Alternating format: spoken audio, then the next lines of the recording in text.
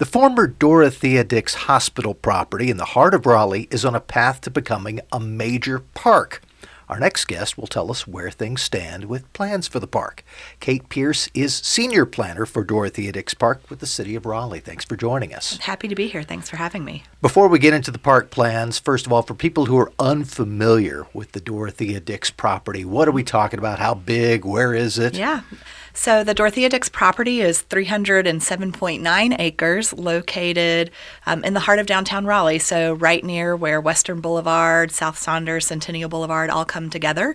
It is the site of the former mental health hospital and was purchased by the City of Raleigh in 2015 to create what we think will be the nation's best new park.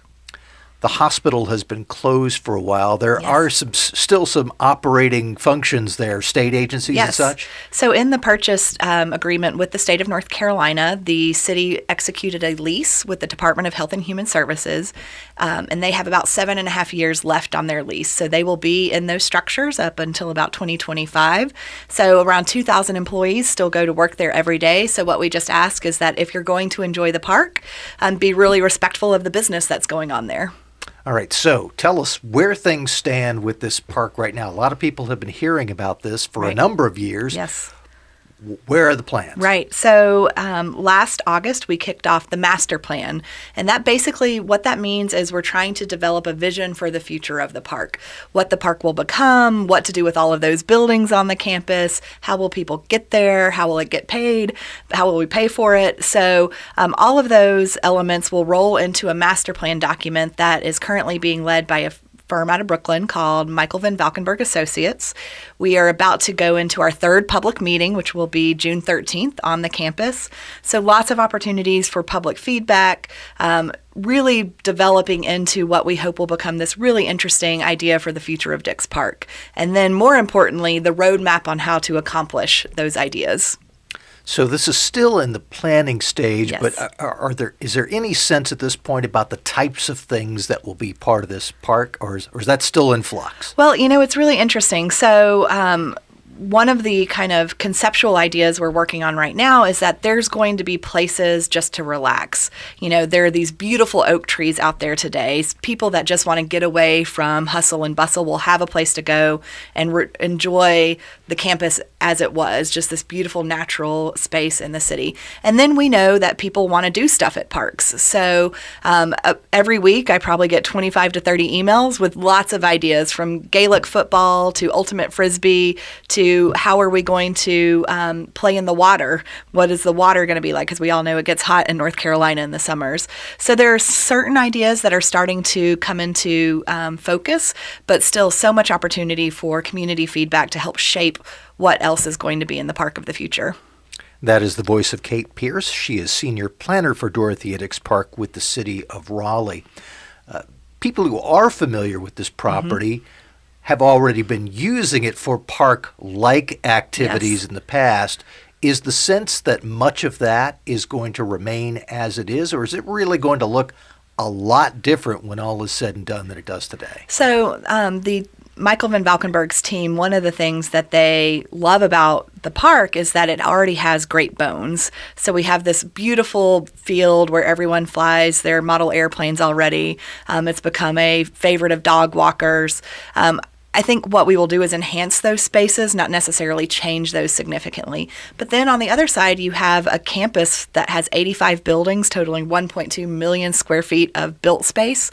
So what is the role of building in the future of a park? That's one of the things that we'll start to address at that June 13th meeting, but in the master plan. How do we kind of talk about the history and the legacy of this place, respect it in the future of the park? What do we do with all of those buildings? How do we make it an easier place for people to get to? All of those discussions are happening right now, and it's what makes it so exciting. Early on in this process, before it was decided that this would be a park, there was some sort of political back and forth about what to do with this property. Right. Should a mental hospital come back? Should it just be sold and developed? Where things stand now, does it seem like people have really come on board with this idea that, hey, this is going to be a park, let's just make it as good a park as it can be?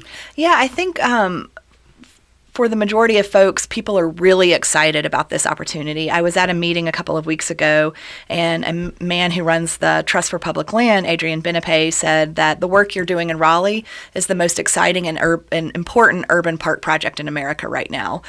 So I think a lot of people are getting behind the idea that this place is a park, but we also know that a lot of people are still very upset that the hospital closed, that they moved the facility to Butner, North Carolina. And so it's how do we, recognize the history of this place and the future of the park. So we're very sensitive. We're doing a number of research projects with UNC Chapel Hill right now to really honor that legacy. And we know that for a lot of folks, that's still pretty raw. And we're trying to understand those stories so that we can be respectful of that place moving forward. My sense is that the people who live around that area were much more interested in having a park than having major development. Yes. But are you getting the sense that the people who are neighbors of this property are pretty happy about the way things have been going planning-wise? Yeah, we've got some very engaged neighborhoods all around the park's perimeter. So the folks in the Kirby-Billieu neighborhood or in the Boylan Heights neighborhood or even in the Fuller Heights Carolee,